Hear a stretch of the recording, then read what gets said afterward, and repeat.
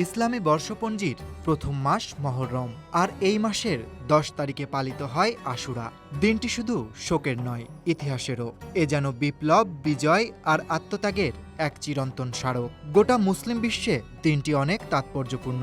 যুগে যুগে অনেক গুরুত্বপূর্ণ ঘটনাও ঘটেছে এদিনে।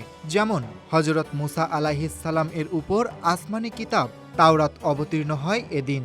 এই দিনেই তিনি ও তার উম্মত ফেরাউনের অত্যাচার ও নির্যাতন থেকে মুক্তি পেয়েছিলেন। মহাপ্লাবনের পর হযরত নূহ আলাইহিস সালামের কিস্তি জুডি পাহাড়ে থেমেছিল আশুরার দিনেই।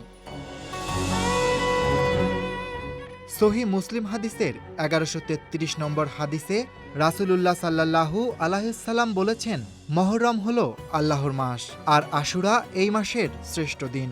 একসময় এই দিনের রোজা ছিল ফরজ, পরবর্তীতে রমজান ফরজ হওয়ার পর তা নফলে পরিণত হয়।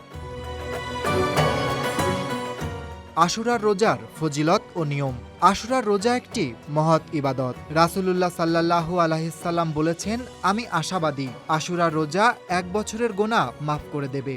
এই রোজা রাখতে হয় 2 দিন, 9 ও 10 অথবা 10 ও 11 মহররম। কারণ রাসূল সাল্লাল্লাহু আলাইহি সাল্লাম বলেন, ইহুদিদের থেকে আলাদা হও, আশুরার আগের বা পরের দিনও রোজা রাখো।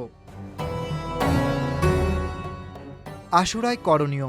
এই দিনটিতে ইসলাম ধর্মাবলম্বীরা রোজা রাখেন, ইবাদতে ব্যস্ত থাকেন, দান সদকা করেন এবং আত্মশুদ্ধির চেষ্টা করেন। তবে মাতাম, রক্তপাত বা কৃত্রিম শোক পালনকে ইসলাম নিষেধ করেছে।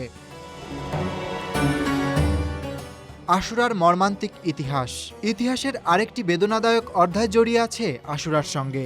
61 হিজরির 10 মহররম ইরাকের কারবালা প্রান্তরে শহীদ হন মহানবী সাল্লাল্লাহু আলাইহিস সালামের দৌহিত্র ইমাম হুসাইন রাজিয়াল্লাহু আনহু। তৎকালীন শাসকের অন্যায়ের বিরুদ্ধে দাঁড়িয়ে পরিবার পরিজন সহ আত্মত্যাগ করেন তিনি বলেন, জুলুমের বিরুদ্ধে নীরব থাকা মানেই জুলুমের সাথী হওয়া।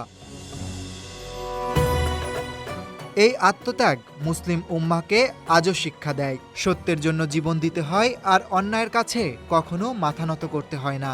আশুরা শুধু একটি দিন নয়, এটা এক আত্মসংযম, আত্মত্যাগ ও আত্মশুদ্ধির বার্তা।